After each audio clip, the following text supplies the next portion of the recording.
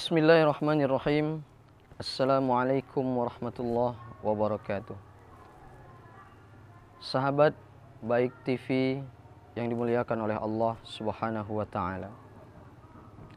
Alhamdulillah, alhamdulillahi wa kafa, wassalatu wassalamu ala Rasulillah nabiyil Mustafa. Allahumma salli ala Sayyidina Muhammad wa ala alihi wa sahbihi wa liman ittaqa wa li ahlil wafa, amma ba'd.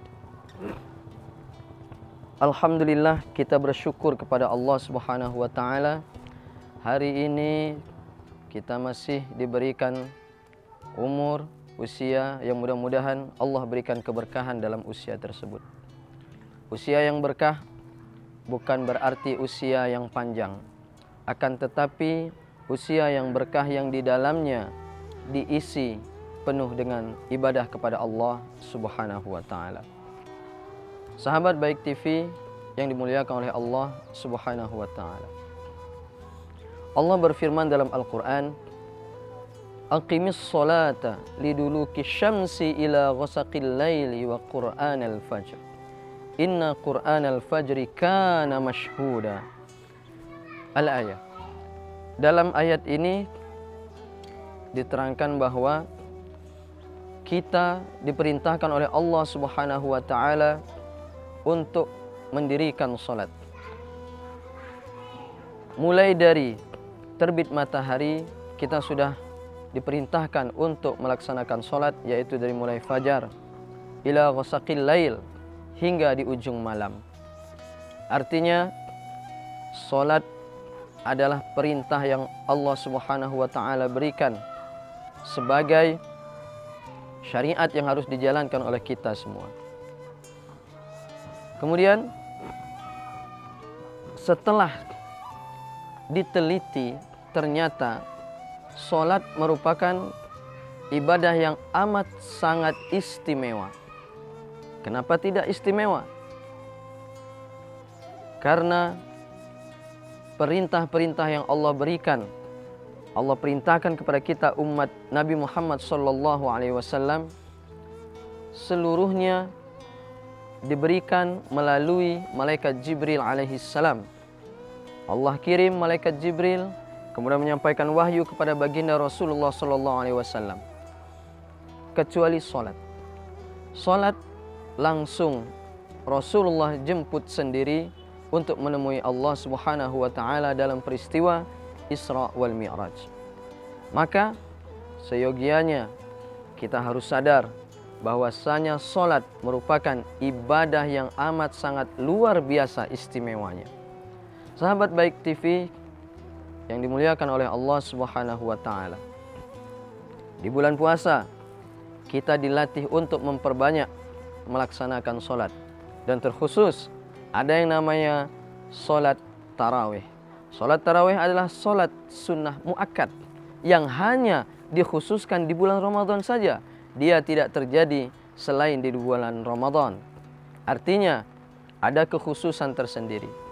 Maka janganlah sampai salat tarawih yang kita kerjakan menjadi sia-sia, bahkan tidak mendapatkan apa-apa kecuali hanya capek dan lelah saja. Kenapa? Fenomena yang terjadi pada saat ini kita lihat berapa banyak dari kaum muslimin yang sholat tarawih di hari pertama penuh masjid oleh jamaah, akan tetapi menjelang akhir Ramadan masjid kembali menjadi sepi seperti sedia kala sebelumnya.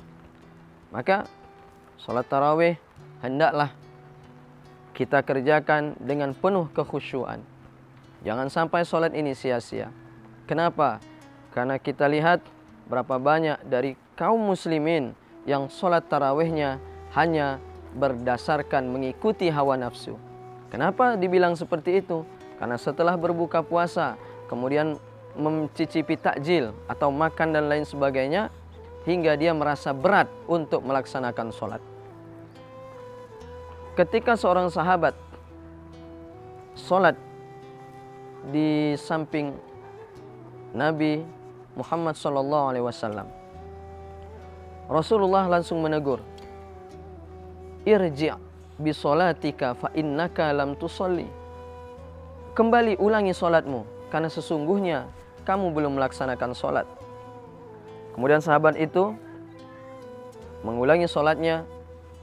Rasulullah kembali menyeru, pulang, kembali solat lagi, kembali solat lagi, hingga yang ketiga kalinya, sehingga sahabat itu bilang, ya Rasulullah, ini adalah sebaik-baik solatku. Maka Rasulullah menyebutkan dalam hadisnya, sallu kama ra'aitumuni usolli. Solatlah kamu sebagaimana kamu melihat aku solat. Ternyata sahabat ini dia solat dalam keadaan tidak dengan tumak ninah. Kita lihat fenomena yang terjadi pada zaman ini. Sahabat Baik TV yang dimuliakan oleh Allah Subhanahu wa taala. Berapa banyak orang solat tarawih kebut-kebutan. 23 rakaat, ada yang 8 rakaat. Kebut-kebutan dalam artian siapa yang paling cepat selesai, itulah yang paling banyak jamaahnya. Sedangkan solat yang tidak dengan tumak ninah, Rasulullah menyebutkan dalam hadis yang tadi kita sampaikan bahwasanya solat itu harus diulangi. Artinya tumak ninah harus kita sertakan dalam setiap solat kita, khususnya dalam solat tarawih. Sahabat Baik TV yang dimuliakan oleh Allah Subhanahu wa taala. Kemudian karena kita berada di bulan Ramadan, bulan pendidikan, bulan perbaikan diri, maka hendaklah kita senantiasa untuk memperbaiki solat kita. Perbaiki solat kita, perbaiki Fatihah kita, perbaiki wudhu kita. Karena solat merupakan amal yang paling utama yang nanti akan ditanya oleh Allah Subhanahu wa taala. Jangan sampai solat kita dikembalikan seperti kain pel yang buruk, dikembalikan dilempar ke wajah kita karena solat yang tidak dengan tumak ninah. Itu yang dapat saya sampaikan. Mudah-mudahan menjadi perbaikan untuk kita semua dalam memperbaiki solat kita. Billahi taufiq wal hidayah. Assalamualaikum warahmatullahi wabarakatuh.